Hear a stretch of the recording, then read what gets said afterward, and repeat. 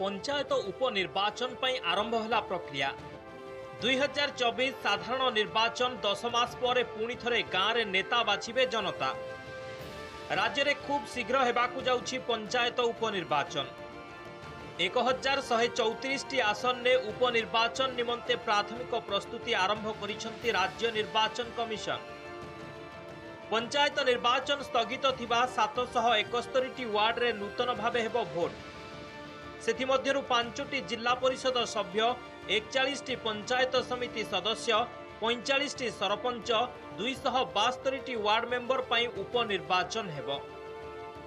पंचायत उपनिर्वाचन प्रक्रिया आरंभ हेबा परे वरिष्ठ बीजेडी विधायक अरुण साहू शासक बीजेपी को कटाक्ष करिसेंति।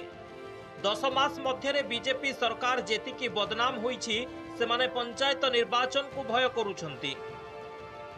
राज्यवासी जानी सारिलेनी बीजेपी अपारग सरकार बोली। तेणु नियम अनुसार 6 मास मध्यरे निर्वाचन हेबा कथा। हेले बीजेपी निजर अपारग पाई निर्वाचन को भय करुछे।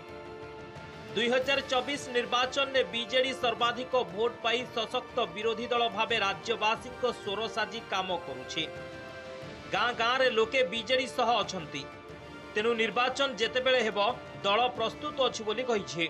सेपटे पंचायत उपनिर्वाचन नहीं बीजेपी बीजेडी और कांग्रेस मध्य बयानबाजी आरंभ होईछे। वरिष्ठ बीजेडी नेता देवी प्रसाद मिश्र कहिसंती बीजेडी को निर्वाचन पई भय नाही। बीजेपी रो भय रहिछि बोली 10 मास हेबो निर्वाचन कराउ नथिले।